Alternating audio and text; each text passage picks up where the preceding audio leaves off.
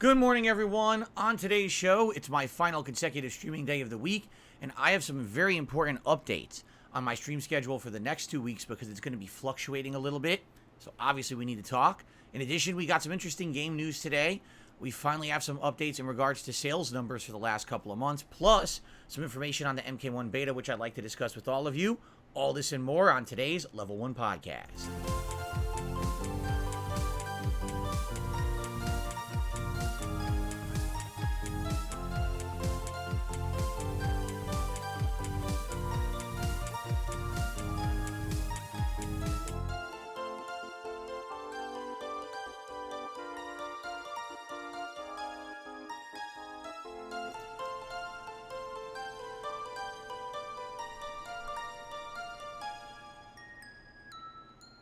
Alrighty, today is my final streaming day of the week, my friends. It is Wednesday, the 2nd of August, 2023.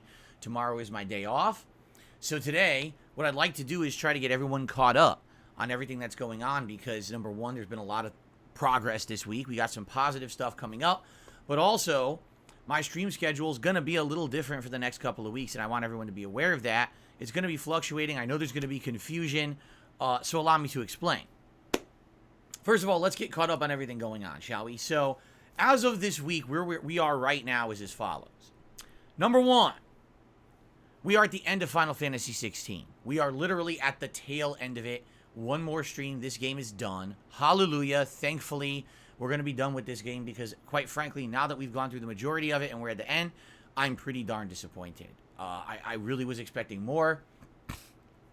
The game ended up being incredibly linear, incredibly boring 80% of the time. The combat is laughably easy.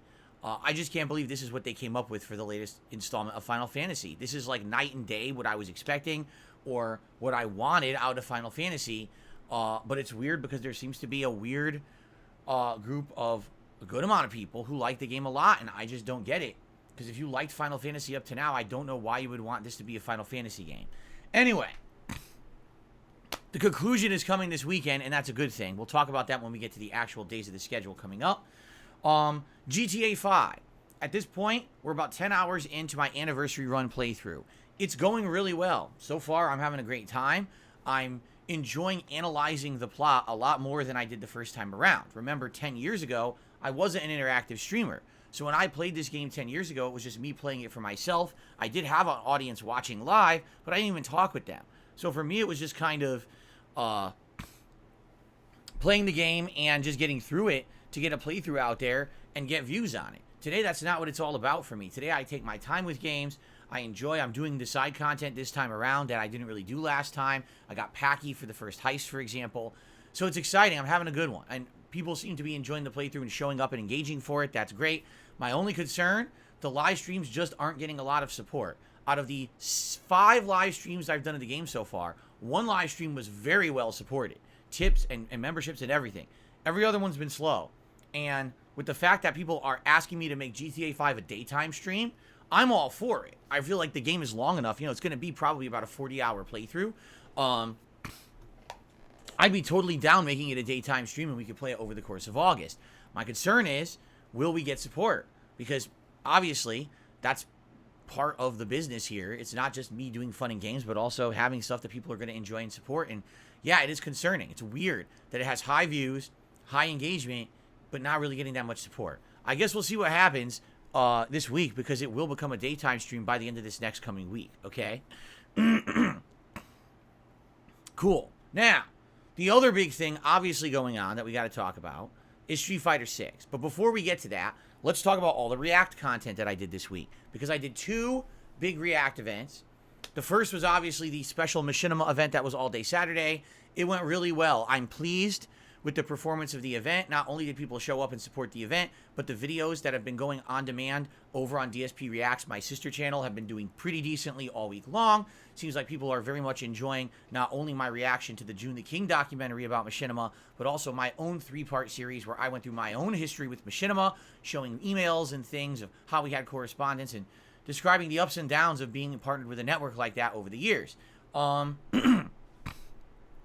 So hopefully you guys have enjoyed it if you've given it a look. If you haven't yet, it's live on DSP Reacts. That's youtube.com/@DSP React.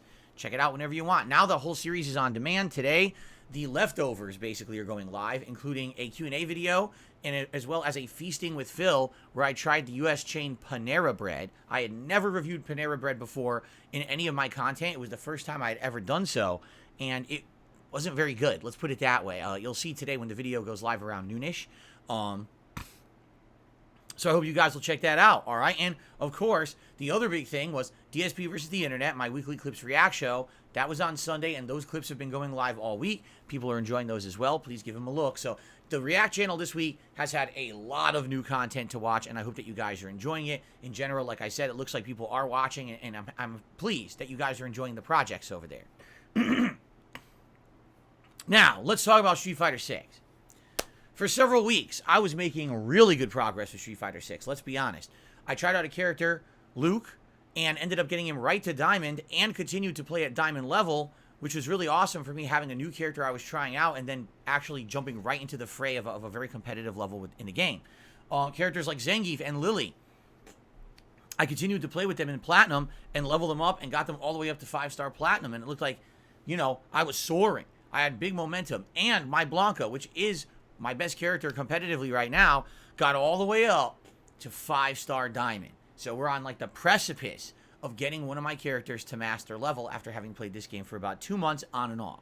So I'm very pleased with that. But this week, by far, we hit a roadblock, all right? 2 bumps in the road. First of all, back on Friday, I did a night stream of Blanca. Now, I had hit high 4-star Diamond, and my goal on Friday night was to hit 5-star Diamond and then see if I could hit Master. Now, people had told me, hey, when you hit the 5-star Diamond rank in Street Fighter 6, what ends up happening is you'll be thrown into matches with Master level players. And if you beat them, you're going to be earning double to triple points what you were earning in Diamond. So in Diamond, when you win a match, you get like 40, 50 points. When you win a match against a Master person, excuse me, you gain either 80 or 120 points. So even though the jump from Master is like I think it's like 23,800 points, and you got to get all the way up to 25,000, and then you hit Master, right? The climb isn't that big of a deal because you're earning way more points for those matches, you see? But here was the problem. I hit 5-star Diamond, I started playing Master level players, and immediately I was faced with 2 problems. Problem number 1, the vast majority of people I were fighting were the top tiers. Ken, Jury, DJ, you know, those characters that are insanely good, mid-screen, rush down, mix up, get you in the corner. Now you got to guess to get out. Really tough to fight against those characters because these guys are Master level. They're just super good with everything they're doing. They're very consistent. They very rarely fall for any kinds of tricks or make mistakes. But in addition, what I also saw was that my Blanca basically is reliant more on capitalizing on enemy mistakes, getting a lucky hit here or there leading to a giant damage combo, getting a lucky anti-air into a giant damage combo, mixing up with throws. At this Master level, almost no one was falling for it. Basically, I think I fought was it a Jamie? I fought 2 Master level players I beat. Okay, one was a JP, I know that. I don't remember who the other one was.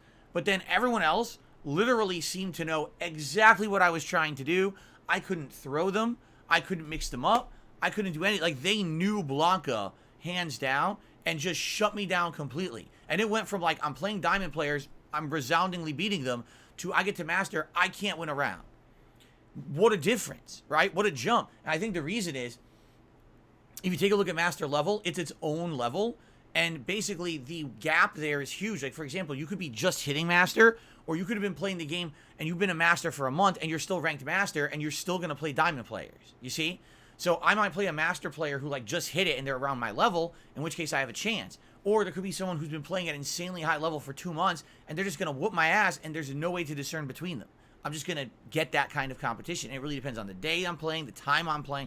You know, it's going to change. So it was disheartening because I did hit 5-star diamond on Friday. I'm like, this is great. That was my goal. Now let's push for master. And then I literally couldn't get any wins. It was just me getting spanked like this by the master level players. I'm like, damn.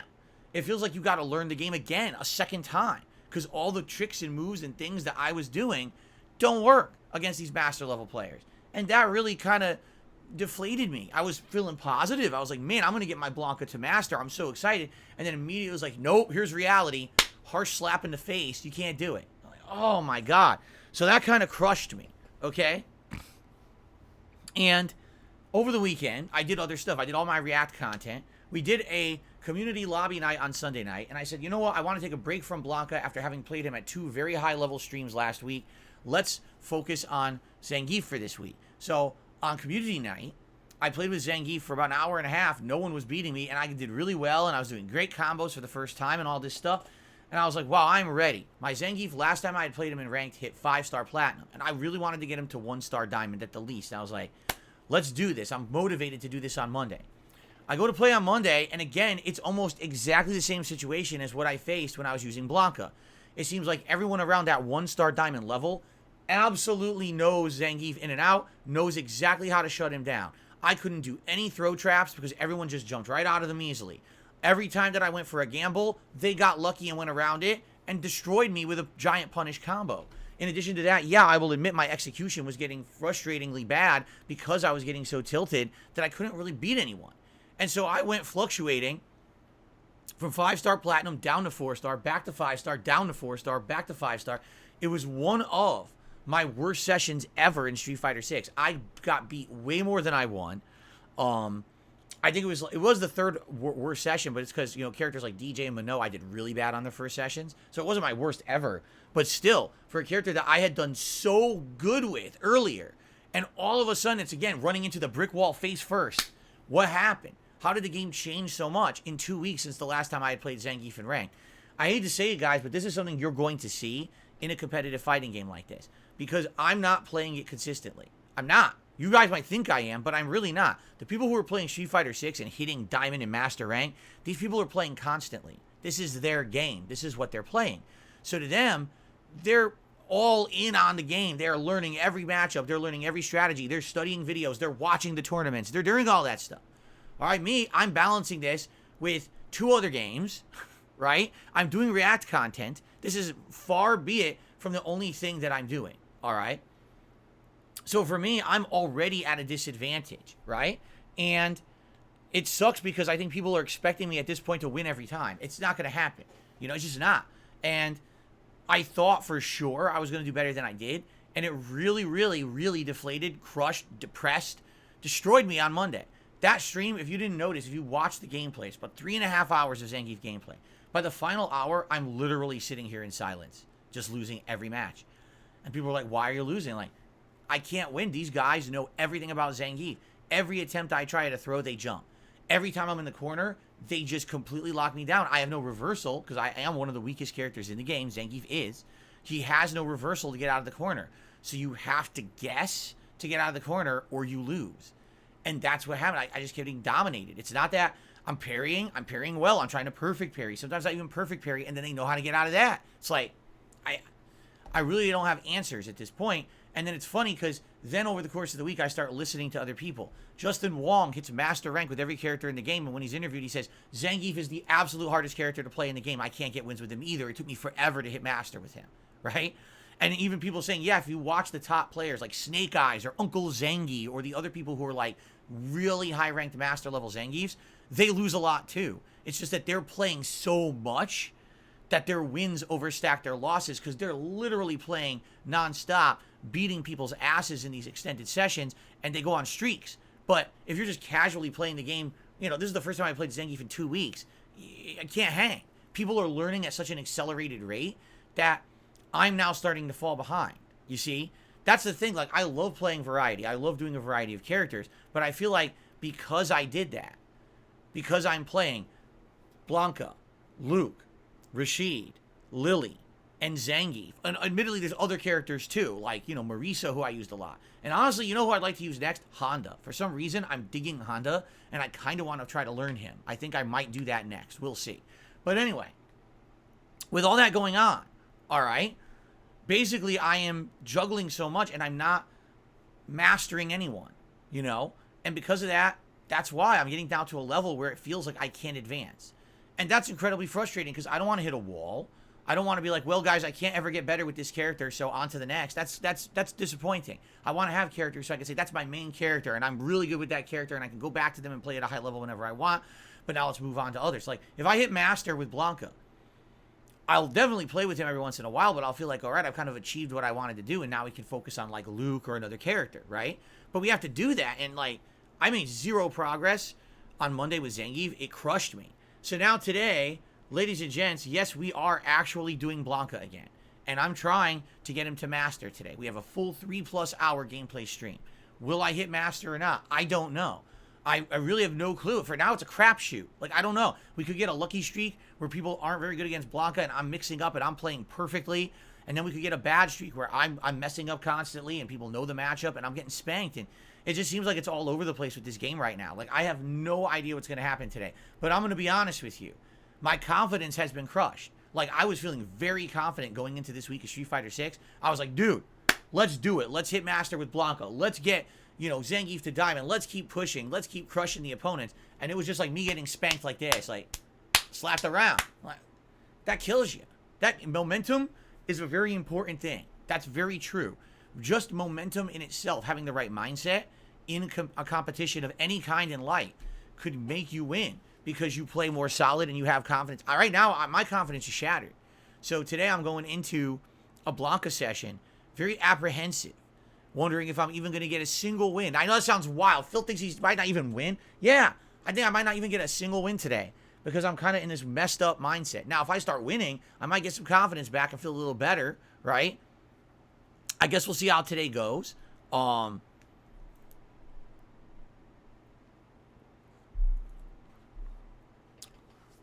So, we'll see. But that's today's main stream, all right? I hope that makes sense. Now, it's time to talk about the next 2 weeks, because the next 2 streaming weeks are going to be very weird. Next week, starting on Friday when I come back from break, because tomorrow is my break from streaming, it's only a 5-day streaming week. Friday, Saturday, Sunday, Monday, Tuesday. Well, first of all, why? Because I have appointments next week, and they had to be on Wednesday was the only days we could get. So we basically scheduled a whole bunch of appointments for next Wednesday. All right. So I'm only here 5 days. So that means in 5 days, what am I going to do next week? Because that's a shorter week, right? The good news is there's no special events or anything next week. It's a standard week. So there's nothing to eat up a day. So Friday will be Street Fighter Friday. Yes, I'll be playing Street Fighter 6 all day long. But what will I be doing? That's a great question. I'm not really sure yet. I'm thinking maybe I could go with the Honda and try Honda again. Now, here's the thing. My Honda's in Diamond rank for some weird reason. He shouldn't be. So when I play with Honda, I'm probably going to get bodied. But I may study some tech, try to find the best Hondas on the internet, and see if I can learn from them. And maybe I can apply some of that to my game. In general, I haven't done horribly using Honda. It's hilarious because I really don't know what to do with him. I don't even know basic combos with him yet. But perhaps I can learn some basic combos watching some tech videos, which I've never done yet with Honda. So I'm thinking maybe Honda. And then, honestly, I don't know what to do for the other stream because there's 2 streams on Friday. I guess it would depend on how today goes. Like, let's say with Blanca, I do good today, but I don't hit Master, but I'm close. Then maybe the other stream will be, let's hit Master with Blanca. Or, if I did hit Master with Blanca, then maybe the other stream, I'd like, all right, maybe I play with Lily. Try to get her to Diamond ranking. I couldn't do it with Zangief, but maybe I can do it with Lily, right? So, I'm thinking about it, all right? But we'll see. But all day Friday will be Street Fighter 6. Saturday will be the conclusion of Final Fantasy 16, paired with a late night stream of GTA 5 Anniversary, okay? Sunday, only one stream that day, DSP versus the internet. So my React stream, and that is it. Sunday night, no late night stream. Why? Because I got to film videos, private React videos, for my patrons over on Patreon. All right, I have at least, I think, 3 videos this month, if not 4 to film. And that means that I need the time to do it. So I'm taking Sunday night off from streaming in order to do those private React videos, okay? Monday and Tuesday will be full-time streaming days. Likely Monday, I will do a stream of Street Fighter 6, and I'm going to pair that with a late night stream. And the question is, what will it be? Community night, because we didn't do community night on Sunday, we'll do it on Monday night. Okay? And then Tuesday will be my first ever main daytime stream of GTA 5. It'll actually be the daytime stream. What will we do on Tuesday night? I don't know. That's up in the air. We can start a new retro game playthrough. We could resume Elden Ring. We could do a lot of different things, okay? So what I'd like to do over the course of the next week is determine what is the next game you want to see. Here are my candidates. Super Mario Bros. 3, Classic Mega Man, because there's Mega Man collections I can buy and play through the classic Mega Man games, or Legend of Zelda, Oracle of Ages, Oracle of Seasons. They just came out on Switch. I don't know which is better to play. I'm only going to play one. I'm not going to play both because apparently they're very similar, almost the same game. So yeah, maybe some of those. I'd be down for that. But I want to hear what you guys are interested in, or would you rather see Elden Ring return? All right, that's kind of my options for right now that I'm thinking that I can do. All right, so let me know. And then here's the deal. Next week, not this week coming up, that's a 5-day week. Next week, listen to this.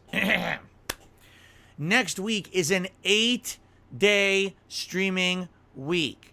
When I come back from my break of Wednesday of next week, I'm going to be streaming Thursday, Friday, Saturday, Sunday, Monday, Tuesday, Wednesday, Thursday. 8 straight days. Because that's just how the schedule has kind of fallen. Things have been a little weird. Like the schedule's being a little shifted for that week because of some weird stuff going on.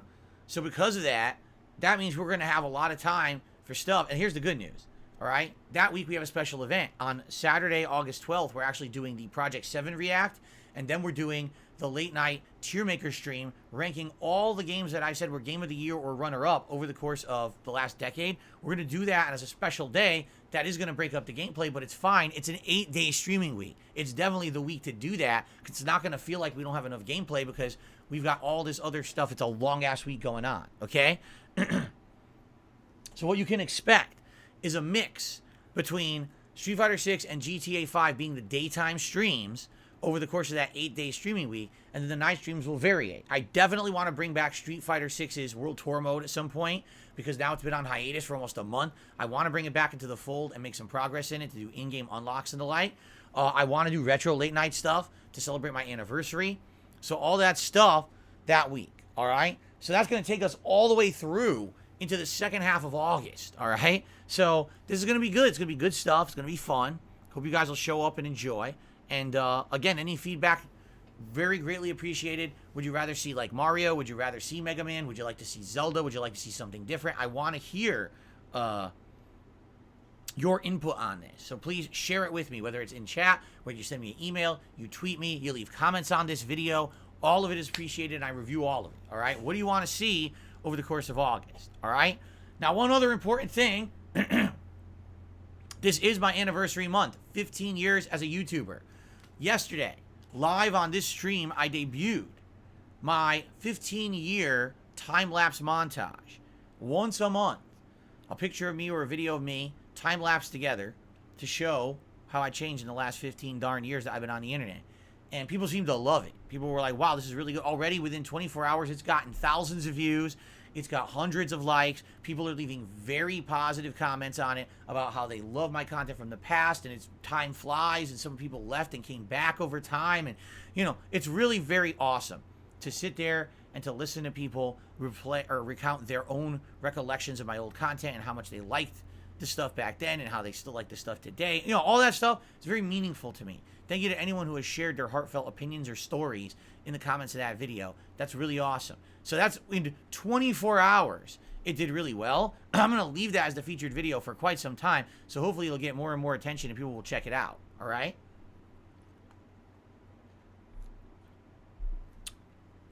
Now, the other thing is the big anniversary event at the end of the month. On the 26th, which is a Saturday, I'm doing a marathon. This is my official 15-year anniversary retrospective marathon event. It's kind of the big finale to the month-long anniversary festivities. We're going to be watching clips from my 15-year history as a YouTuber that you guys are currently nominating. How can you nominate? Well, if you're a channel member, you get advanced priority.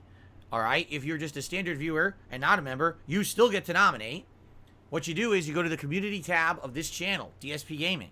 And on that tab, there's 2 threads. One is for members, one is for standard viewers. Post up the clip link, on YouTube, and a timestamp and a description. Here's the video. Here's my favorite moment, of Phil's stuff. Here's the reason I'm watching it. Here's the funny part, and, here's the timestamp or whatever. And what we're going to do, just like I do with my Weekly Clips React show, is a day or two before that marathon event, I'm going to sit down and I'm going to make playlists. One playlist will be for members. One playlist will be for standard viewers. Now, there's a limit, 2 videos per person. I don't want people nominating 17, 18 videos. It's 2 videos per person. All right? But people nominating stuff, it's going to be fun. We're going to go through a whole day of reacting to what you guys have nominated, going down memory lane, basically, watching these funny ass clips and, cool things and recollections from the past. I'm sure half of them I won't even remember. It's going to be a great time. All right? And members get priority because we're going to watch the members playlist first. So they're going to be the ones to get watched first. And then after the fact, then we'll watch all of the standard submissions. So if you're a member, or if you're not a member and you're considering becoming a member, this is definitely the month to be a member. You will get massive priority in this special event if you become a member and nominate videos. All right? Also that day, we'll see what happens, but I think my wife would likely like to cook again because she really enjoyed cooking for the last 2 marathon events that we did, the Fight and Feast and then the Digital Summer Party. So I'll confirm with her, but I think she'd maybe like to make a couple more recipes for us and try some food during the course of the day, maybe a special drink again during the course of the day. Yes, during that event, there'll be a situation where if you donate a certain amount, I'll do like a shot of some kind of liquor or something. Yes, all that will be going on. It'll be a fun, party-like atmosphere, okay? Pretty good. Felix DeMate, that's not even possible.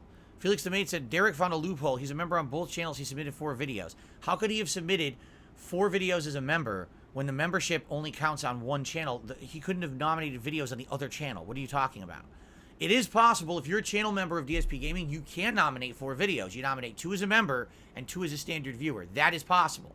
So essentially, members get 4 nominations, standard viewers get 2. That is correct. That's how the system works. But it has nothing to do with him being a member on DSP Reacts. That's complete nonsense.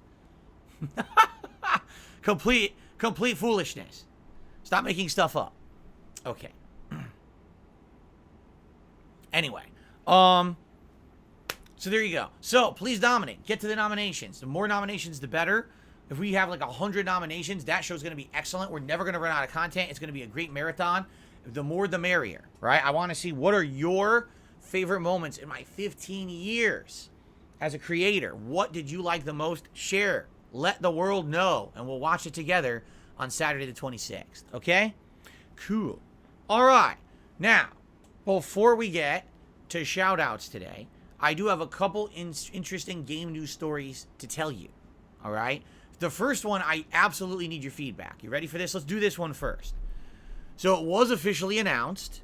It's 100% official now. Okay?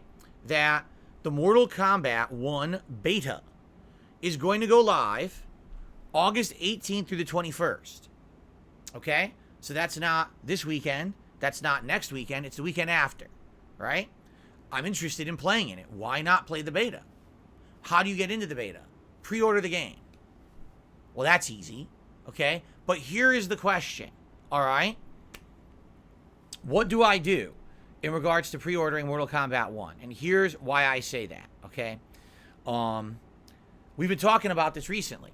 The reason that I'm playing Street Fighter 6 on Xbox is because I own a relatively new joystick on Xbox.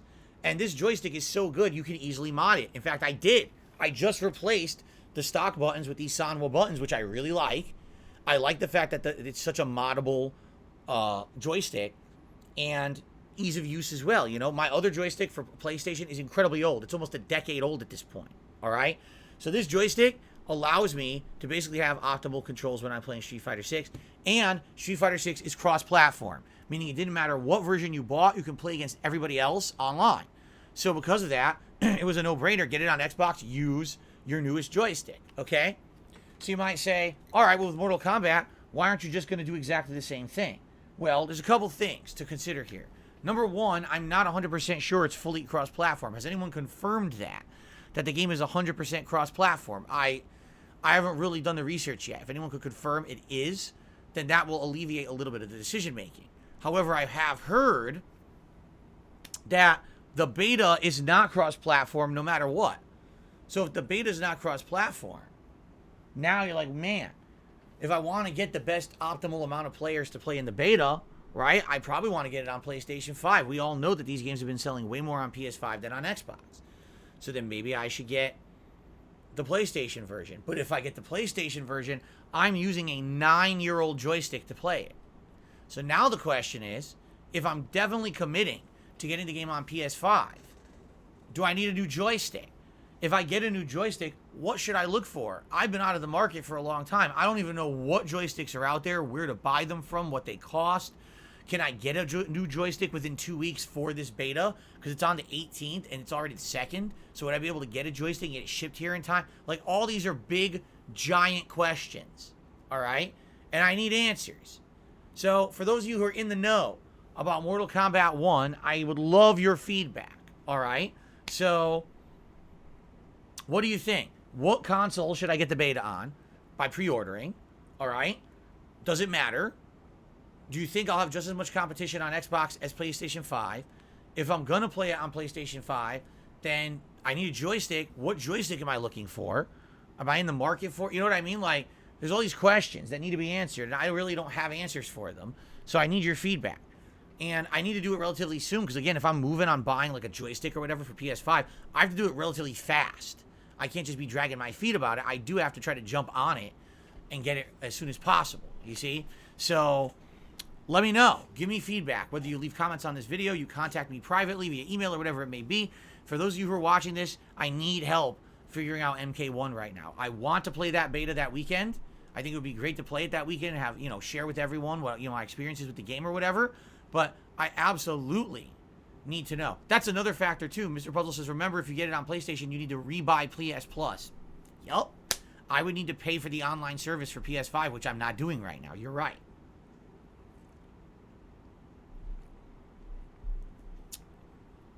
So it's something to think about. Let me know. Give me your feedback. When I get feedback over the next day or two, it'll help me make my decision for sure. Okay? Cool. Now, the other piece of gaming news that I would like to talk about today, well, actually, there's two pieces of gaming news. The first piece is that it was announced that Street Fighter 6 now has a new Masters League. It just launched. Once you hit Master level in the game, previously there was really nothing else to do. You kind of beat the game competitively. There's nowhere else to go. Master was the highest league. They have a special league called Legends League, where when you're in Master League, you're going to play other Master League players, and every time you do, you'll earn points. And once you accumulate a certain amount of Master ranked points, you create a new tier called Legend Tier. Now, I'm not exactly sure how it's going to work, but it's going to reset every 3 months. Okay? So that's kind of interesting. So if I do happen to hit Master level with Blanca, I'm actually going to be now ranking towards Legend. I guess we'll see how that goes, but I need to get to Master Tier first. The other piece of information is very interesting. So here's the deal. Sales rankings, not sales numbers, but sales rankings have been released for the month of June when it comes to video games. Here are your results, because everyone has been wondering about this. Top seller of the month of June, Diablo 4. I'll be honest with you guys, I am not surprised whatsoever. Diablo 4, we knew there's an ingrained, installed audience on PC. I guarantee you almost every PC gamer bought Diablo 4. Seriously, like, that probably was like millions upon millions. The thing is, I don't have numbers. I wish it said, oh, Diablo 4, 5 million copies, but it does. Those numbers don't exist. It's just, here's the rankings. I hate just knowing rankings, okay? So Diablo 4, best-selling game of June. Number 2 bestseller, Final Fantasy 15. Excuse me. Final Fantasy 16. That was a big faux pas there. Now, you might say, whoa, it sold that much. Well, it did, but the question is, how many did it sell? We already know it sold about 3 million copies because there were 3 million pre-orders. We know that already. But how many copies did Final Fantasy 16 actually sell? And did it sell any copies after the initial wave of pre-orders? We don't know. That data doesn't exist. All we know is that it was the second most sold game in June. So then what was the number 3 game? The number 3 game was Street Fighter 6. And the thing is, we do know how many copies Street Fighter 6 sold because Capcom has come out and publicly talked about it. So here's what Capcom had to say. All right? The sales of Street Fighter 6 are generally progressing in line with our expectations. It has sold 2 million copies in the first month. So, 2 million, right? That's number 3. We already knew Final Fantasy 16 sold 3 million because of its pre-orders. We don't know how many copies Diablo 4 sold. So this is why I don't like reporting on sales. We were interested to know, we're really looking at sales for June, and we're looking at how did Diablo do, how did Final Fantasy do, how did Street Fighter do. We now know Street Fighter did number 3. Okay, by the way, what was number 4? Zelda Tears of the Kingdom. What was number 5? Hogwarts Legacy. Figure that one out. I don't know why Hogwarts Legacy was number 5. Number 6 was Call of Duty Modern Warfare 2. What? Like, people are still buying that shit? Apparently so. Figure that one out. So, with those being the sales numbers, right? If Street Fighter 6 was 2 million, okay? How did Final Fantasy do? I don't know. But anyway, continuing on, because Capcom went on to keep talking about Street Fighter 6. Compared to the internal plan for the title, sales are generally progressing in line with our expectations, Capcom said. We believe its positive critical reception will work as a tailwind in expanding future sales of the game as a catalog title. Capcom has said, by the way, this is all an article from IGN that I'm quoting, just for completion purposes. I don't want anyone thinking that I'm plagiarizing. I'm reading this right off of IGN.com. If you want to read the article for yourself, it's there. Okay, Capcom said it is aiming for Street Fighter 6 to eventually outsell Street Fighter 5, which means it would have to sell over 10 million copies over the course of its lifetime. While we do not communicate specific figures for internal budget, we do look to outperform the title's predecessor and are aiming for more than 10 million units over the life of the title. So, that's interesting. Capcom definitely wants to outsell Street Fighter 5, which it should. I mean, I'll be honest with you guys. Street Fighter 6 is a much better game than Street Fighter 5. Gameplay-wise and visually, it is way better. However, that doesn't mean that public opinion will agree with fact. Sometimes these games sell on hype. They sell on word of mouth. It doesn't have to do with the quality. So, does Street Fighter 6 have the hype? I've heard nothing but positivity around the game. I've heard very few people complain about it. And a lot of people are praising the game for its unprecedented accessibility features, right? Modern style, people can still play this game competitively. So, you know, from the way I see it, I think it's got everything going for it. But, first month was 2 million. Will it continue to climb? It might. Maybe there were some people who held off. I don't know. What about EVO? EVO is next weekend. This weekend, actually. Will EVO and the competition, being that it's going to be the biggest game ever held at EVO, over 7,000 entrants entered EVO for Street Fighter 6 this weekend. Will that make people boost its numbers? Will people go crazy for Street Fighter 6 at EVO and then want to go buy Street Fighter 6 because they saw it at EVO? Maybe, right? Maybe. I guess it stands to reason, but we'll see, right? We don't know how the game did in July. You know, June was the initial launch month. Perhaps it did better in July, but we don't know. Right now, there's no sales numbers. It's probably going to be another month till we get those sales numbers, okay? Zen Shuriken says, currently, Street Fighter 6 is $50 on a sale. Deeper cuts will bring way more millions as well. That is correct. If you remember, Street Fighter 5 had one of the worst launches in fighting game history. It way undersold. It didn't even get 1 million copies in the first month. It didn't. It only had a few 100,000 because of all the bad word of mouth. The game didn't work at launch. It took a long time. And then after a while, via word of mouth, via watching streams, it built up popularity. Then they kept improving it with balance patches and new characters. And after years and years, then it started selling consistently. It took a while because they botched the launch so bad. Street Fighter 6 doesn't have a botched launch, okay? So that's a good thing, right? And hopefully it will continue to improve and continue to get more buy-in from the common player. It really is a game that a common person can play who doesn't know anything about competitive Street Fighter. I'm not saying you're going to be hitting, you know, diamond and master ranks. I'm just saying you can still play and enjoy this game even if you're not great at Street Fighter. It's a good entry-level game for you. So, yeah, I hope it does well. I'm pleased to hear that it at least did 2 million copies in the first month. You know, it sucks. Here's what really sucks. A game like Final Fantasy 16 literally sold 3 million copies because it's called Final Fantasy 16. That's it. If that game was not called Final Fantasy 16, it never would have sold 3 million copies. That game's not good enough. I'm sorry. It's just not. If that was called Iconic Legacy or Iconic Kingdom, because the icons or the giant monsters or whatever, it would have sold like, 750,000 copies. But because it's fucking Final Fantasy, it sells 3 million copies. Just on the name alone, it got 3 million pre-orders, right?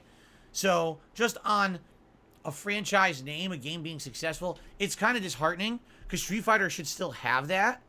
Here's the problem. Street Fighter had Street Fighter V, and a lot of people did not like Street Fighter V, but Capcom didn't acknowledge it. Capcom didn't really, do much about it. They just kept releasing content for Street Fighter V for 7 years. And that really turned off a lot of people. So I think what happened was a lot of people were very apprehensive about getting back into Street Fighter after having a whole iteration they did not like. They didn't want to jump right back in, head first and buy the game until they saw people play it, talk about it, see the features. So maybe that first month they sold 2 million copies, but maybe you'll get a couple 100,000 copies every month moving forward, and within a year, the game will sell like 6 million. And then within 2 years, it'll be 10 million. Within 3 years, it'll be 12 million. You see? That'd be great, but we don't know. We don't know what's going to happen with this game. Will it have legs or not?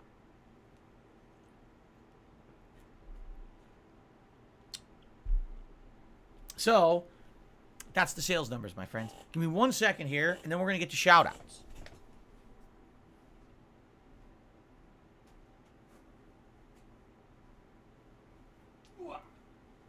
Some on the floor.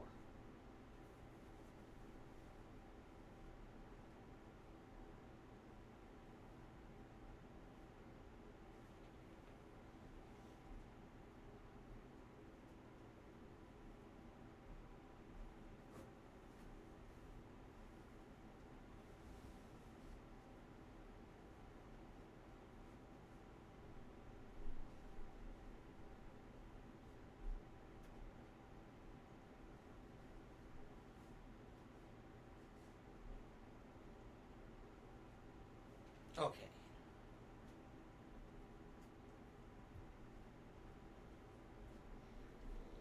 Sorry about that. I got distracted. Okay, so that's what I got. Let's jump into shout-outs for today, shall we? Please remember, give me your feedback. I need feedback on various different things. What do you want to see as the games coming up after GTA 5 becomes a day stream? What night stream games do you want? How should I cover the beta for Mortal Kombat 1? Should I continue to play on Xbox? Would that be fine? Do you think that it's going to be better if I get it on PS5? If that's the case, I need a joystick. I need to get PS Plus. There's a lot to consider here. Please give me your feedback if you know. If you know, and I need your feedback. All right. We start off today with Nightblade Gaming, who did a £5 super chat and says, Phil, when Starfield comes out in September, will you do a playthrough? Absolutely. It's weird that people keep asking me this question because I've been telling you guys. Starfield is the first big release of the hardcore gaming season this year, or the fall gaming season. Absolutely. It is the game I'm actually most anticipating, and here's why. Because this game is a big question mark, right? This game, quite literally, is a make or break game for Bethesda. Bethesda, and Xbox as well, has had a series of kind of duds. Bethesda had, Fallout 76 wasn't very good. They just keep re-releasing the same games over and over. What's their last new IP or game? It's been a million years. So not only is it interesting because it's Bethesda, but also Xbox and their studios have had a series of failures over and over. I mean, Halo Infinite, great at launch, flopped afterward, just fell apart because they couldn't keep up with demand. Look at Redfall. Oh my God, you want to talk about a horrible game at launch, and that was an Xbox studio. So this really is a very notable game. Will it sink? Will it swim? Will it soar, right? I'm curious. I really want to play this game, get my hands on it, and enjoy it with all of you and see for firsthand for ourselves, what this game really entails. So the only way we're going to do that is by playing it, and I'm playing it on Game Pass. I'm not going to pay for it when I can get it on Game Pass. That'd be pretty stupid just to play it a few days early. So I'll be playing it on Game Pass when it comes out, and it's pretty much my big featured game of September, although I will be playing other games. It's kind of my focus to see how it is. All right, so yes, absolutely, it actually is my most anticipated game of the fall because it's a big question mark for Microsoft and Bethesda as well. So there you go. Thank you, Nightblade, for the super chat.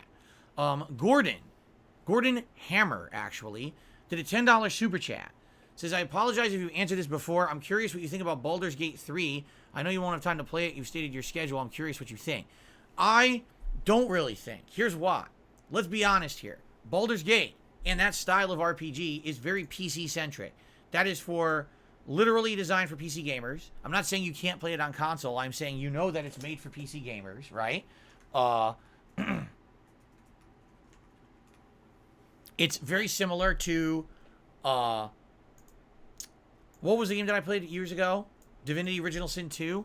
Very similar to that, where it's an immersive world with so much lore, so much dialogue, so much story, so much very time-consuming, minuscule plotting, every move style of content when it comes to fighting and whatever. It's a game that you're going to need an insane amount of time to play, right? To give you an example, for Divinity Original Sin 2, I played it for around 60 or 70 hours, right? I was not even halfway through the game. And at that point, people were so fucking bored of it, including me. Because I was like, I know what the game is going to be for the rest of the game. More of this. And it's fine. But if those are the kind of games, all right, that if the only game you're going to play for the next month or two is Baldur's Gate 3, congratulations. You're going to probably have an amazing time. You're going to really immerse yourself in this world. You're going to get into the lore. You're going to really get sunken into that combat system. You're going to try to look for all the content and all the side questing. I've heard this game is unprecedented in the amount of content that it's going to have for an RPG. Good for you. And in another life that I had before I was a YouTuber, quite frankly, maybe this would have been the kind of game that I would have absorbed myself into. But that's not me anymore. I'm now a streamer. And being a streamer, I have to find games that are going to be stream friendly. A stream game that's minimum 100 hours long doesn't work. It just doesn't work. It takes too long. I mean, I'm going to be playing that game, balancing with other games and all the new games of the fall. I'll be playing that till early 2024. No one wants to sit around for 6 months to see me play it. Anyone who's interested is either going to be playing it themselves or they're going to go watch a streamer who's dedicated themselves full-time to playing it. I'm not going to do that. I have special things going on for my anniversary that I want to celebrate this month. It's more important to me. You know, I got releases coming out in September. They're more important to me than just sitting here playing Baldur's Gate 3. So that's a type of game for a certain type of gamer. There's nothing wrong if you like that type of game. There's nothing wrong if you're a streamer who's only playing that game. Good for you. For me, it ain't going to fit my style of content. It's definitely not going to appeal to my audience. So I'm skipping it. There you go. That's my opinion. Okay? Thank you for the super chat. Excuse me. Patrick has done a super chat and says, do you have high expectations for Starfield? For me, honestly, my approach to Starfield is curiosity. I mean it too. Like, I don't really have high expectations for it. At the same time, I mean, I want it to be good, but I'm just fascinated by the whole situation with this game. That for the longest time, they said absolutely nothing about it whatsoever, but it still got the most hype. Like, everyone's saying, oh, it's the most hyped game, the most hyped game. How? We had no information about it. Then when we started to get information about it, it literally looked like Fallout, Borderlands, and No Man's Sky just smashed together with tape. It didn't look like anything interesting or original. It just kind of looked like a mishmash game.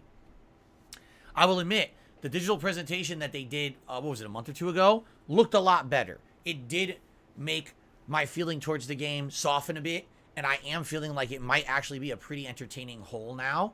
But we're going to find out. But again, for me, I'm not going into that game with expectations. I would rather just play it as almost like a educational study.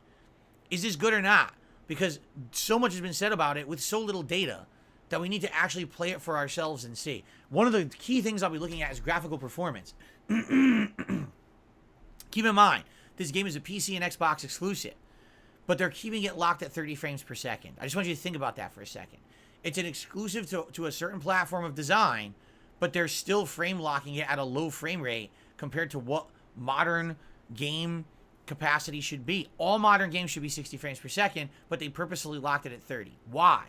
What are they trying to hide? Right? I'm very curious. I really am. So, excuse me, super frog in my throat.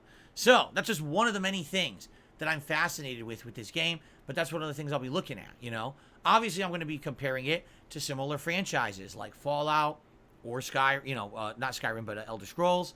Maybe I'll be comparing it to like Outer Worlds that we played a few years ago, stuff like that. I'll be making those direct comparisons.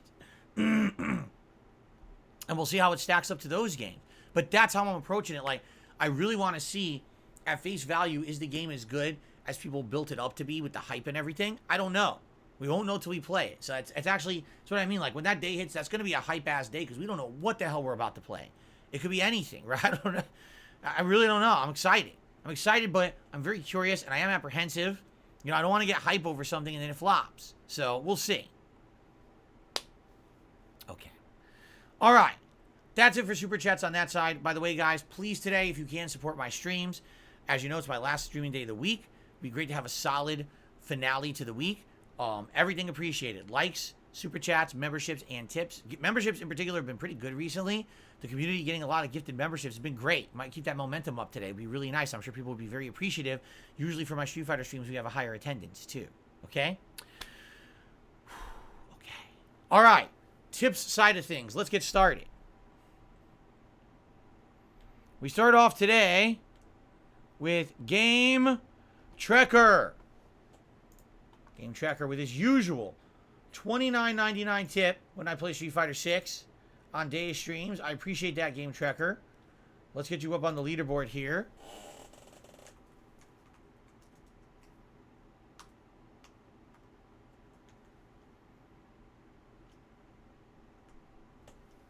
Thank you so very much. Game Trekker says the following this morning. Here's hoping for a revitalized showing with your Blanca today. I enjoy your Street Fighter 6 play regardless which character you pick. The ones I've definitely enjoyed most are Lily and Blanca. I have a couple tips for you today. First, you've been admitting you keep forgetting to use air ball in your play. You're right, the air Blanca ball. Yeah, keep it in mind, especially in wake-up situations. You're right. I need to, when I jump back, use Blanca ball. It works. I've seen people use it. It tricks people. When you do use it as a wake-up, be sure to make it come out as low to the ground as possible, leaving as short of a time as you can between leaving the ground and doing the ball. The normal version is always minus on block. Can be as little as -2 if it hits low enough. The OD version is always plus on block, +3 minimum. My other tip is a smaller one. Did you know you can cancel coward crouch into a surprise hop? I did know that. When you do coward crouch, that's when you do down in all 3 punches. You can do multiple things out of it. You could do hop back and forth with the kicks, or if you just press any kick, you do a hop out of it, and it's different distances depending on what button you push. He says the forward version and backward version both work. The latter is probably a much better option than wild lift, very unsafe whenever you accidentally get coward crouch instead of electricity. Right. My problem is when I get it by accident. Now I've got to recognize, oops, I got it by accident, and oops, I need to do something to get myself out of that situation. And a lot of the times you're panicking, right? And as you're panicking, you just hit punch again and you get the lift, and now you're screwed. Now you're going to get punished. But no, you're right. Coward crouch is really good. You can move around the screen. You got, like I said, hop different directions after it if you get it by accident. Like if someone throws a fireball at you, you could do it and then hop forward, which is kind of neat. Of course, they could just mash jab and beat it anyway, But I do need to remember that. What I think is when I'm fighting against projectile spammers, I might want to use coward crouch more often as opposed to just, what I've been doing, which is just parrying and trying to get around it. I got to remember I have it for that reason. I use it for combos, but you can use it for actual maneuverability in the game too. You're absolutely right. I have to see if I can figure that out. Okay. So thank you very much, Game Trekker, for the tip. The next tip is a $4.20 tip from Wumba. Wumba. Thank you for the $4.20 tip, Wumba. Excuse me. And Wumba Yaman says the following. Do you think a Crash Bandicoot game in the spirit of Super Mario Odyssey or Sonic Frontier would be a bad idea, like semi-open world? I think it would be neat. I don't know if anyone would care, because Crash, honestly, lost prominence a long time ago. Let's be honest. When they revitalized him, right, to make the new Crash Remastered Trilogy and then Crash 4, it didn't really do as well as they thought it would. It sold all right, but it didn't, break numbers. It didn't do, you know what I mean? People didn't come out in droves to play Crash like I think they expected they would. I mean, there's a nostalgia factor there, but at the same time, I mean, Crash has been on the shelf for so long, I don't know why they really thought that people were going to, re-embrace this character. They really didn't. Not in the capacity they had hoped. I thought Crash 4 was an outstanding game, but it didn't sell as well as they wanted. So that's why you haven't heard about Crash in a while, right? There's been a Crash game that came out earlier this year. Did you know about it? It got no marketing. It got no press. Nothing. It just came out of nowhere. And it wasn't even like a mainstream Crash game from what I'm to understand. It was more like a team-based co-op game than a standard Crash game.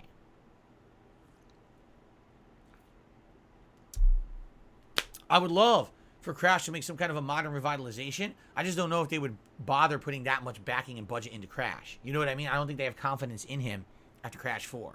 So, okay. I got another $3 tip. This one's from Tony. Can you ask chat if people would be interested in watching you play Metal Gear Solid 5 again, or any Metal Gear Solid game? I mean, I can. I'll be honest. I don't think I want to play Metal Gear Solid 5 right now. I don't think that I would be interested in doing that. Maybe. Here's the thing. The only Metal Gear game, honestly, that I'd be interested in playing right now is 1, and I can't play 1 right now. 1 is not available anywhere. There will be the collection, and that's going to be coming out this fall, and then I'll be able to play Metal Gear Solid 1 on a modern console. You can't play it on anything but PS3 right now, and my PS3 doesn't work. So, I really can't play it. Maybe, when that collection comes out, that's a consideration to get it digitally and then play it, but I can't do it right now. Maybe in the future. But I'm not interested in 5 again. The other ones, I don't think anyone really wants to see me play. I played them, I did do a second run of all of those, 2 and 3. I redid those HD collections years later as an interactive streamer. So, okay. All right, so ladies and gentlemen, we got a little bit of extra time. If anyone wants to do a little bit of Q&A, you can toss questions my way. Thanks for supporting the stream so far. Let's keep it going. Thank you. And I'll shout you out if you do support in any way. Juan, good morning. How's it going? Pickleman says, when do you think you'll have time to steal a fire truck in GTA? I have no idea. JDTV says, if I'm honest, I wouldn't bother with Mortal Kombat. I would keep on focusing on Street Fighter 6 and get as much characters to master as possible. I want to clarify something. Just because I'm playing Mortal Kombat 1 does not mean I'm going to be playing it in a competitive level like I've tried with Street Fighter 6. I want you to understand that. Street Fighter 6, absolutely, for the 2 months I focused on it, I've gotten better at it. I'm enjoying playing at the level I am. When I get Mortal Kombat 1, at a minimum, we're going through the story mode. All right? And then we're going to check out what are the other modes. Usually the game has a crypt mode. This one apparently does not.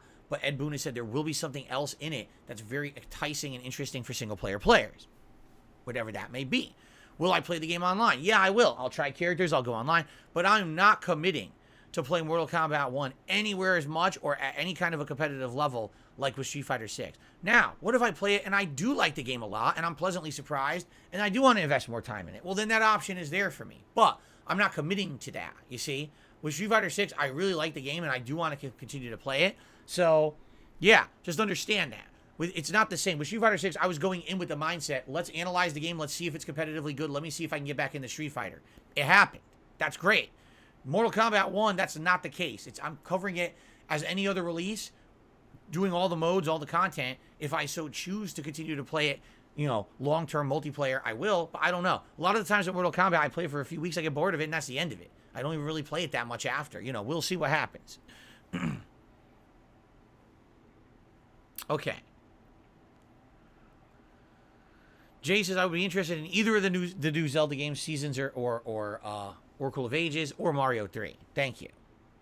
Am I still on the fence about Armored Core? Yeah, I told you, honestly, with me, I'm not sold on Armored Core. I don't even think that Armored Core will be a good playthrough for me. I'm being honest. I don't think it's a game I'm interested in, and I think I should start focusing more in on games I know I'm going to want to play and like, rather than me, because it's a new release, I must play it, and then I buy it, and now I'm committed to playing it, and I don't really like it. Look what happened with Final Fantasy 16. Right? It was a game that I didn't follow. I wasn't committed to playing. But people kept asking me, you got to play it, you got to play it. It's a mainstream Final Fantasy. All right, I'll do it. I buy it. It ends up being super disappointing, and I don't like it. Right? I could have skipped that. I could have played something else. But I didn't. I played it. That's what I say. Like, Armored Core, I'm watching. I'm like, I really feel like I'm not going to enjoy the game. It seems like it's a genre of game I've never really dabbled in. I don't really care too much about. It's probably going to be very difficult. It's going to be this crazy learning curve for what? Does Armored Core have anywhere near as much of a following as any FromSoft game like Dark Souls or Bloodborne? No. I don't think it will. I think people, just because it's FromSoft, are getting hyped for it, and when the game comes out, they're going to be like, meh, it's a mech game. I really feel that. Maybe I'm wrong, but that's what I feel like. They're getting hyped just because it's FromSoft, right? I don't think that every game that comes out from FromSoft will get the exact same amount of hype and attention as a Dark Souls-esque game. So I don't know if I'm going to like it. That's why I've told you guys I think I need to start being way more selective with playthroughs that I commit to things that I know I'm going to enjoy and you guys are going to enjoy, and I'm just not sold on that game being enjoyable for us. Okay? Shout out to Pug, who did a super chat. Thank you to Pug for the super chat. I appreciate that. And then shout out to the Old Soul, who just did a super chat and said, are you going to play Remnant 2? I have zero interest in Remnant 2. Like, absolutely negative interest. I didn't play Remnant 1. It's just another, again, it's another FromSoft. Just think about this. Remnant 2, Lies of P, Lords of the Fallen, 3 months in a row. What the fuck? Again? Why do they do this every year? Every single fucking year. There's 3 FromSoft knockoff games that come out back to back. It happens every year. Last year you had the one with the robots, right? Like the androids. And then there was the one where you were the guy. I even forgot what it was called. Like Thymesia. So it was like Thymesia. Then there was the robot android one. You know what I'm saying? Like, they do it every year. Every year in the summer through the early fall, there's 3 FromSoft knockoff games. How about we stop playing FromSoft knockoff games? You know? Maybe we should stop. I'm just saying, like, I think what it is this entire genre was created around FromSoft, and people just crave that style of game so much that they just want to see people play that kind of game endlessly, but I think that's stupid. If I'm going to play one, I'll just go back to Elden Ring. I'll just go back to Elden Ring in my Magic run. That's what I'll play. I'm not buying Remnant 2 to play another FromSoft knockoff game. Okay? Thank you, Jay. He says, good luck with Blanca today. Thank you. Yes, Remnant is a FromSoft knockoff game. Just because it has a little bit of different gameplay mechanics doesn't mean it doesn't retain a ton of the gameplay elements of FromSoft games. It absolutely is. Everyone said it with the first one. Everyone said it with this one.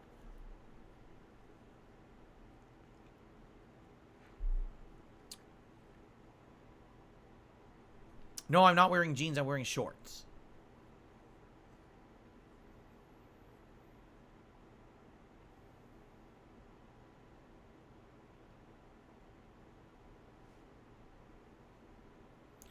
I'm still hoping there's time for Final Fantasy IV Flip.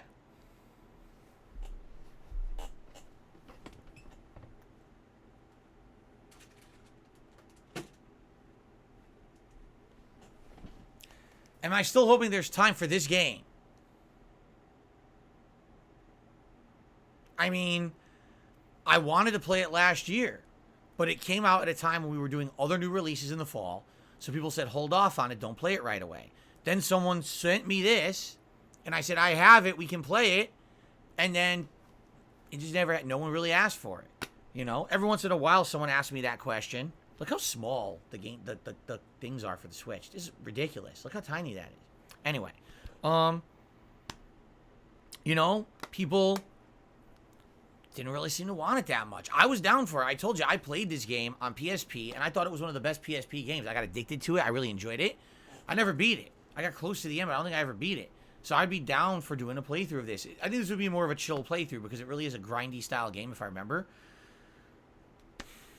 Again, the audience, man. It's what the audience wants. And when I had it, literally had it, and everyone kept asking me to play everything but. So I did.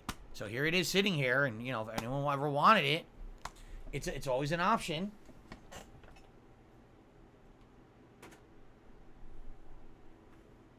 Okay.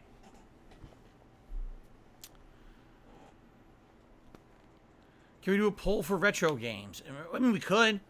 If you want, I guess the poll would be Super Mario 3, Classic Mega Mans, or Zelda, Oracle of Ages or Seasons, and we'd have to determine which one, because I'm only playing one. I'm not playing both. I guess we could do that at some point, maybe next week. When I come back from break, maybe over the weekend, people vote, because it looks like that game will probably start Tuesday-ish. Yeah, maybe we'll do that. JDTV says he got a Diablo 4 character to level 100, and now he's making a hardcore character. Good luck. Good luck. That's going to be daunting. The hardcore will be daunting. I have no desire to do another Red Dead 2 playthrough, but thanks for suggesting it. Juan, I'm glad to hear you'll have your 485-year Bogota anniversary next weekend. Let's see here. Tingus Pingus says, do you think you look better now after watching the 15-year montage? You miss being a little chunky and having the old hairstyle? I mean, first of all, I've already explained this to you guys. Okay, really. I've explained this to you guys. I'll explain it again. I don't think I look good. I don't think no matter what I do to myself to improve, to lose weight, to, you know what I mean? My hair, my dress. Nothing in my mind will ever say I look good. Because I have this negative stigma in my head that's stuck that I've had since high school. All right? These messed up things, psychological things that happen to me that made me feel like I'm just ugly, no matter what. And I felt that way my whole life. And even being married and having a wife who loves me and tells me all the time she thinks I look good, I still have these horrible feelings in my head that tell me I'm ugly. You understand? Like, it's never going to go away. That's just something I'm going to live with for the rest of my life. All right? So when you ask me, do you think I look better today than I did? I don't fucking think I look anything. I think I look like a turd. Really. Like, I have that in my head, and there's nothing you can do. When you get that, sadly, it's a mental thing. When you have that, you'll never really get that out of there. It sucks. But people have told me since the digital summer party, right? When I washed my hair before that stream, when I put on a different style of shirt, that I was looking better. People in the last year have complimented me and says, wow, you look like you lost a lot of weight. I mean, I did. I used to be, look at that 15-year montage, the 15-year time lapse. When I started, I was 240 pounds. 240. Guess how much I weigh today? Around 200.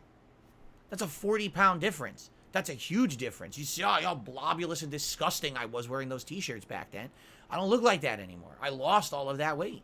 You know, I don't have to suck in my gut to look normal anymore. I actually kind of just look normal, which is nice. My ideal weight, I was told when I was younger, was 185 pounds. So I'm still around 15 pounds overweight. I could lose that if I continuously worked out or ate even a little better. I don't really have motivation to do that. Like, I really don't. Like, I don't really have the motivation to be, like, ideal right now, because what's the point? I sit around all day in a fucking chair streaming video games. It's not that big of a deal. I'm not full of myself. I don't think of myself as a specimen of physical fitness. I don't describe my appeal as crispy. I don't talk about my abs and my marshmallow fluff complexion. I don't care about these things. I think that they're completely superfluous to anything important in life. Really. I mean, to some extent, physical fitness is very important. As you get older, you need to be physically fit so you don't get overweight, you don't have a heart attack, stuff like that. But outside of that, I don't give shit about that stuff. You know, again, no matter what I do, I don't think I'll look good. All right? So, do I think I look better today? I don't think so at all, but you guys have told me I do. Like, people watch that time lapse and literally said, oh my God, Phil looks way better today than he did 15 years ago. It's like he reversed. Most people, they look better when they're younger, and they look much worse as they age. He looks better as he's aged. Like, I'd rather look at Phil today than 15 years ago. There you go. That's what people are saying. I don't really believe them. I don't give a fuck. All right, you know? Okay. So there you go. That's my answer. Do I use volumizing shampoo? I use a shampoo conditioner combo. What's considered volumizing shampoo? I have no idea. I've told you guys, I use Head and Shoulders. Of all the shampoos, I use Head and Shoulders. Seriously, like the basic Head and Shoulders conditioner shampoo combo. Why? When I was much younger, I had bad dandruff. So I started using Head and Shoulders, and since then, I literally never changed my shampoo. I don't know if I even need it. I've used Head and Shoulders for like 20 straight years of my life. So I don't even know if I still need it or not. I just keep using it because it works. It's nice. That's it. I don't go crazy. I don't buy fucking salon shit. I just go right to the grocery store and I buy Head and Shoulders shampoo conditioner right off the shelf, and that's what I use in my hair, and it works fine. So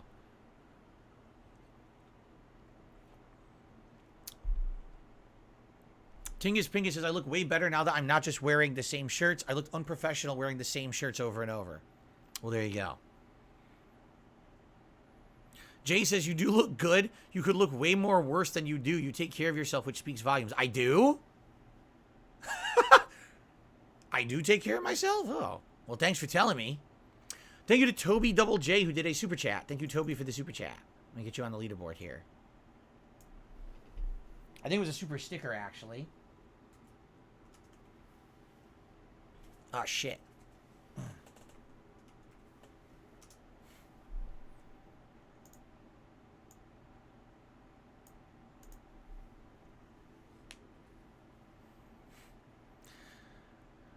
Let's see here. Kagome says Guardians of the Galaxy was released on Disney Plus today. Oh, that's cool. See, I'd like to see that because I've seen the first two Guardians movies. I'd like to see the third one, but Don't got Disney Plus, so I can't watch it. G. Woody says, be glad you have your hair. God buzzed the top half of my head for me at like 37 years old. Yeah, and you know what? Honestly, it was a concern. My uncle, my cousins, all of them have really bad hair loss. Like, they were bald in their 30s. So it was a concern for me that I was going to lose all my hair, and I haven't. I mean, am I losing a little bit? Yes. I'm not going to be a liar here. I'm not going to deny reality. Yes, my hairline has receded a little bit. Even if you look at that 15-year montage, it's a little bit. It's not a ton. It's a little bit. It's receded. But the good news is I still have pretty much a full head of hair, right?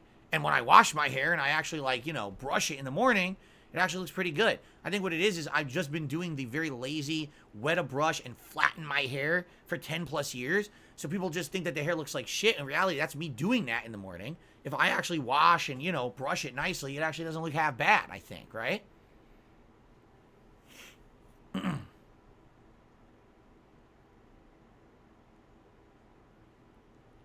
Oh, we already played Alan Wake 1 when it remastered a year or two ago, so no, I'm not replaying that. Hobo X says, please keep an open mind for Armored Core. Wait to see some in-depth gameplay. I will. I've not said I'm outright not playing it. I've never said that. I listen to my viewers. If I have enough people who build up demand for it, if I watch gameplay and it looks appealing, I'll consider it. Right now, I'm not sold on it. We got a month to look into it. You know, we really do. I think it comes out, what is it, like the 27th or something like that? So we have, or 26th? No, 25th, right? So we have a month to look into it. I'll look into it. We'll talk about it more over the month for sure. Excuse me. Yeah, some people are saying the camera looks good today. You want to know why it looks good? Because Jasper Kitty yesterday went behind me in my setup and he messed with the lighting. And when he did, I had to like readjust the lighting, and now the lighting looks better. So what it is, I put the lighting at a better angle to shine on the wall better, and now the lighting looks way better. Like, watch, every color looks better. Purple looks more purple. Red is the weakest one, admittedly. Green's pretty good. Pure blue, like they're all looking better now because I readjusted it. This is orange, although orange looks almost exactly the same as red. See that? And this is supposed to be yellow. It looks white. If we ever just want to do a white background, we could do that. This is supposed to be like aqua, like seafoam green. See, this is green. This is seafoam green, and this is Bifrost blue. And then we got true violet. We've got kind of a bluish purple, and then we've got true blue. Anyway, I had it on Bifrost, right? Yeah, I think I readjusted the lighting. It looks a little better, so. Do I shampoo my chest hair? No, but I'm sure enough shampoo comes off my head to wash my hairy body anyway. Jay says, I played the original Assassin's Creed in the 90s. Wait, what? I played the original AC back in the 90s. Oh, he means Armored Core. I thought he meant Assassin's Creed. He says he played the original Armored Core in the 90s. He'd like me to see me play the new one. Strego Needle says, I hope you paid Jasper for his services. Oh, he gets paid handsomely. He's handsomely rewarded. Trust me. What happened to the couch from years ago? It is across the house. It's in our storage nook area in the bedroom with a bunch of, you know, stuff on it, basically. Would I ever grow a full beard? I hate it. I cannot stand a full beard. I tried growing a full beard. It itches me and bothers me a lot, and I just can't stand it. It makes my face feel greasy, and I don't like it. The most I would do is this. I mean, I grow it out, and then once a week I shave, but I can't stand having a full beard. It really bothers me. JDTV says, I loved your Dark Side of Machinima event. I watched part 3 today. I'd love to hear more stories from you about the old Street Fighter days, feuds at tournaments, and so on. That'd be neat. That would definitely be neat, for sure. Here's the tricky part about that. With the Dark Side of Machinima event, I went through hundreds of emails that I had saved to see my history with Machinima, and that helped me to remember and formulate the stories that I could tell you in that event. With Street Fighter, literally nothing existed back then. There were no videos on the internet. There's no email trail. It's just me trying to remember shit.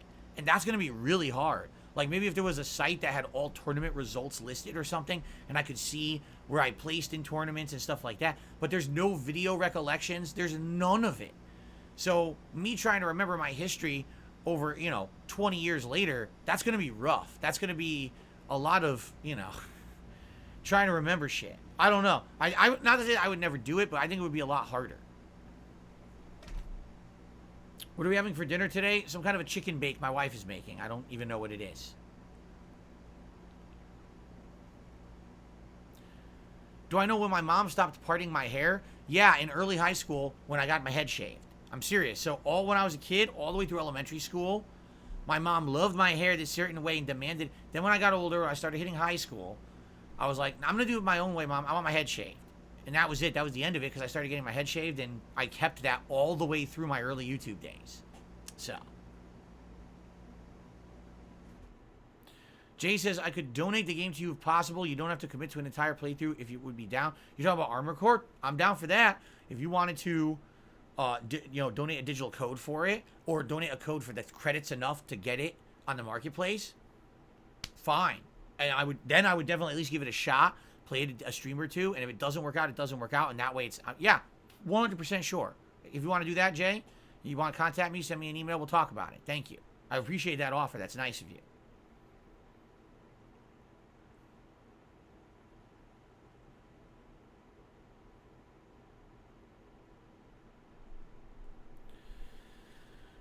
Oh, let's see.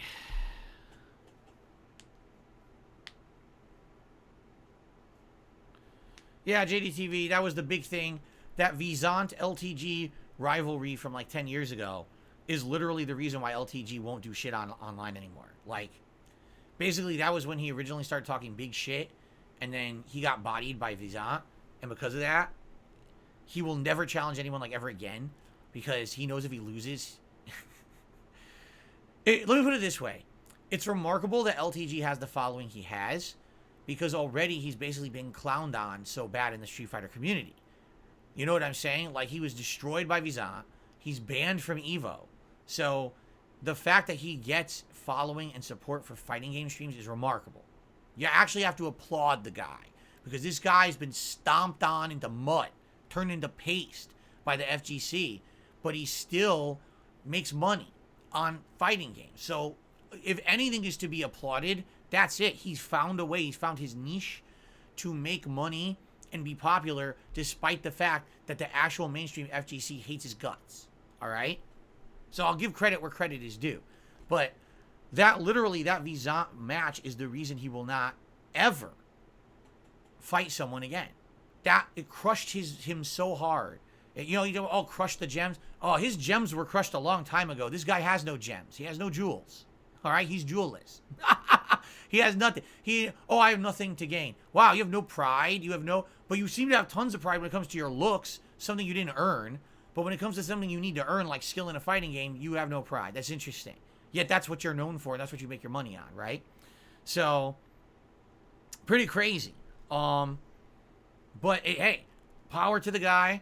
But the deal is, if he's going to talk shit to me about my appearance, he better be ready to get it back. He got it back, and he didn't say diddly dick because he knows he can't say shit because he fucking basically got destroyed, and it's that simple. He's not going to play me. He's not going to do nothing. He's just going to sit there on his streams, flailing around in 2-star diamond, getting scrubbed out constantly, and somehow getting 2,000 viewers doing it. More power to you. Okay. Swaganito says, do your parents still smoke cigarettes? I got my mom to quit. I feel like the damage is done. My mom's never going to quit smoking. I think she smokes way less, but yeah, she's got total health problems because of it. That's what happens. You cannot smoke and expect not to have health problems. You're going to have health problems.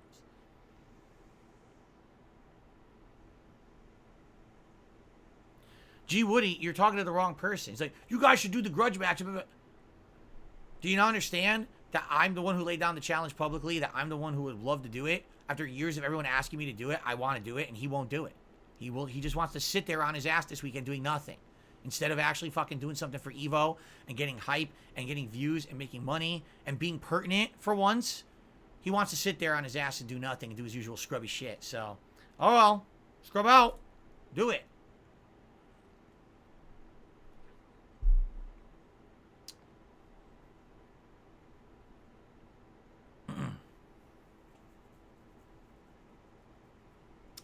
Here's the thing. I don't understand why it's a big deal. Even if he loses, who cares? No one thinks of LTG or DSP as good Street Fighter players. You understand that? No one. Literally no one looks at us and says, good Street Fighter players.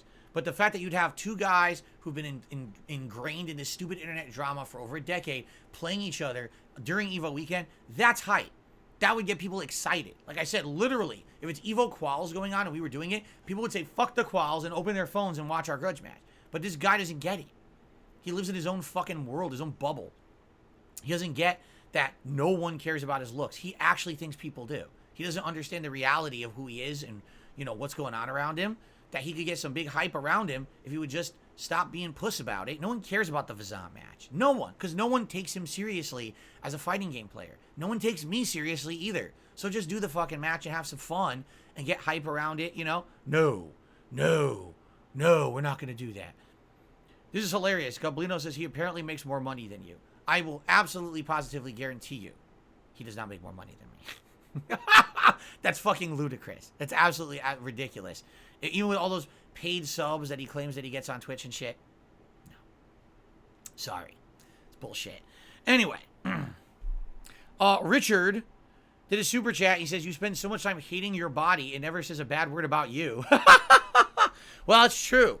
Actually, that's not true because my mouth is part of my body, and it's my mouth that says bad things about my body. So technically, my body is saying bad things about my body, right? So there you go.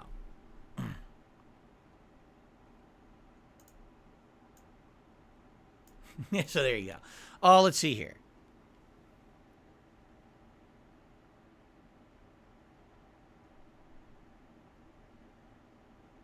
Really?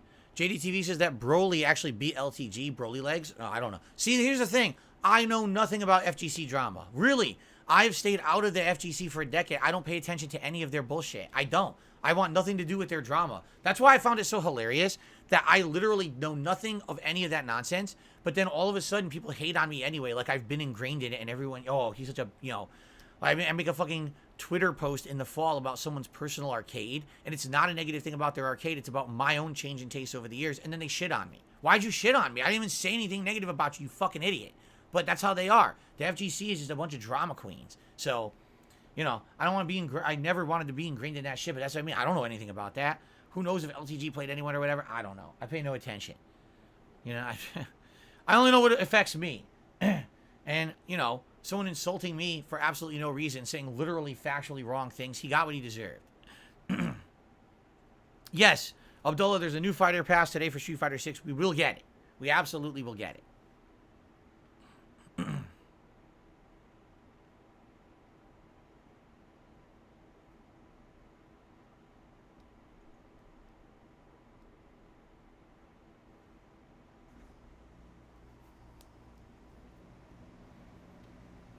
Did I like using Rashid? I did. Rashid is unique.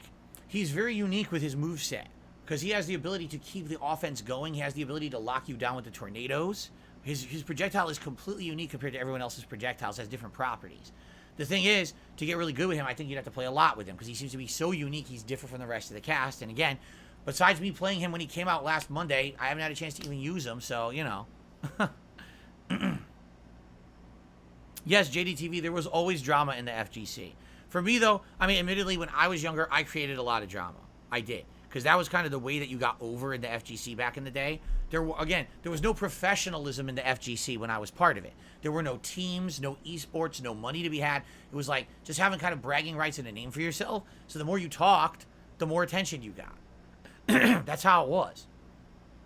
So back in the day, I was quite the shit talker. I was quite the big internet shit talker, and, you know, a lot of people didn't like me for that, and that's admittedly they have the right to because I was an asshole. I've said this many times before. I don't really need to go into full detail about it again today. We've talked about it ad nauseum.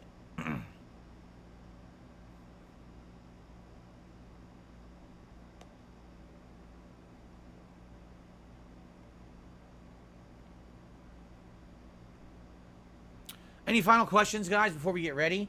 What I think I want to do, I do want to do like 1 or 2 casual matches with Blanca just to warm up a bit. Keep in mind, I haven't used Blanca now in a bit, like over a week. Well, Friday, but I want to warm up. So I want to do 1 or 2 matches in casual, and then we'll jump into ranked, and we'll see how I do today, okay?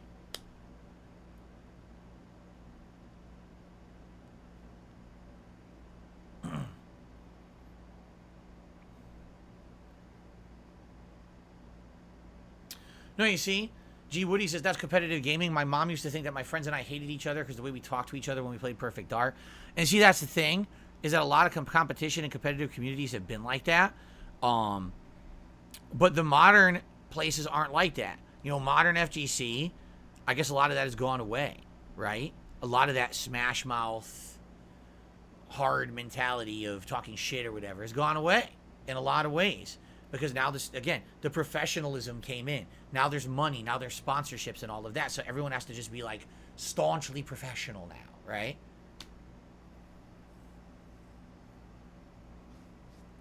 Oh, excuse me.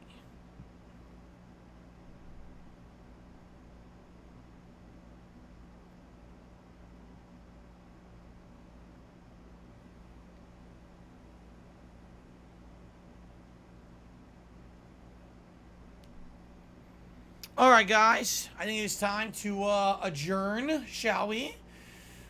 Ooh, good stretch before we adjourn. Good podcast today. I hope I do well with Blanc. Really, I do. I really want to at least make positive progress. If today, if I don't hit Master, if I at least make positive progress towards Master, if my points overall go up, today is a win. I know that sounds like almost like a defeatist attitude, but I just want to make progress. I don't want to end today and say, wow, I actually went down in rank or I didn't do as well. I want to at least say I made some progress today. So let's end the show and get ready. Thank you all for watching the Level 1 podcast. I enjoy this show every day. Remember, I'll be back on Friday to talk about my day off, any game news that's happened. Obviously, I'll be talking about how this stream goes and more. Thanks for watching. See you soon.